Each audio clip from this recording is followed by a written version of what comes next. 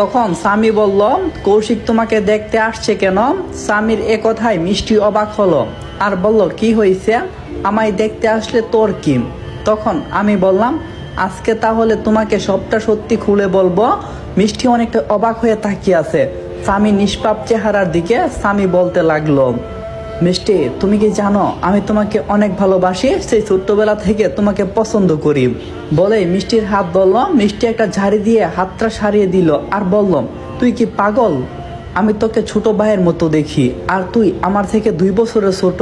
স্বামী বলল, তো কি হয়েছে? আমি তোমাকে ভালোবাসি। আমার একটা কথা মনে রাখো, তুমি আমার, শুধুই আমার।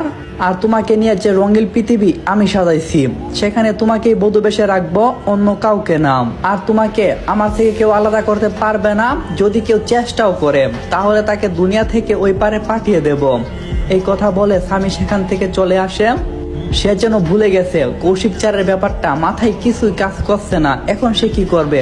ওয়াশরুমে চলে গেলাম, পানির কল ছেড়ে দিয়ে বসে আছে, কিন্তু তার মাথা ঠান্ডা হচ্ছে না। রাগ যেন চোখ মুখ দিয়ে আগুন বের করে দিচ্ছে।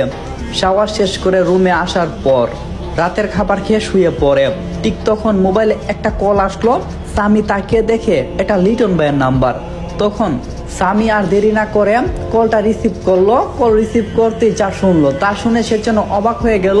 লিটন ভাই বলল, তুই নিচে আয়, তাড়াতাড়ি আয়, তোর সাথে কিছু কথা আছে। কৌশিক স্যারের লাশ পাওয়া গেছে। স্বামী বলল, কি বলছো লিটন ভাই? লিটন বলল, হ্যাঁ সত্যি কথা বলছি, তাড়াতাড়ি আয়। আজকে রাতে নদীর পাশে কৌশিক স্যারের লাশ পাওয়া গেছে। তখন স্বামী আর দেরি না করে নিচে আসে, দেখলো লিটন ভাই দাঁড়িয়ে আছে সাথে বাইক নিয়ে।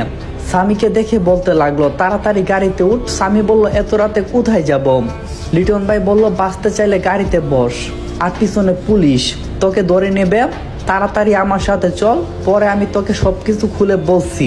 তুই এখন গাড়িতে উঠ। লিটন ভাই গাড়ি চালাচ্ছে, আমি পিছনে বসে আছি। বাইকটা অনেক স্পিডে চলছে। লিটন ভাই বলল, শক্ত করে ধরে রাখ, না হলে পরে যাবি। প্রায় আধা ঘন্টা পর একটা পরিত্যক্ত বাসার সামনে এসে গাড়িটা থামলো। আমি বললাম, লিটন ভাই এটা কোন জায়গা? এটা না হয় পরে শুনবি, এখন আমার সাথে ভিতরে আয়। এই বলে লিটন ভাইয়ের সাথে যেতে লাগলাম। বাসার ভিতরে যাওয়ার পর যা দেখলাম তা দেখে যেন আমার চোখ কপালে উঠে গেল। বাহির থেকে মনে হচ্ছিল এটা কোনো ভূতুরে বাড়ি, কিন্তু ভিতরে তো একদম রাজপ্রাসাদ। আর অন্যদিকে মিষ্টির মোবাইলে একটা কল আসে। মিষ্টি, কৌশিক স্যারকে দুনিয়া থেকে বিদায় কইরা দিছি। কলটা রিসিভ করতেই ওই পাশ থেকে বলল, এবার স্বামীকে কেউ বাঁচাতে পারবে না। মিষ্টি, তুমি আমার, শুধুই আমার।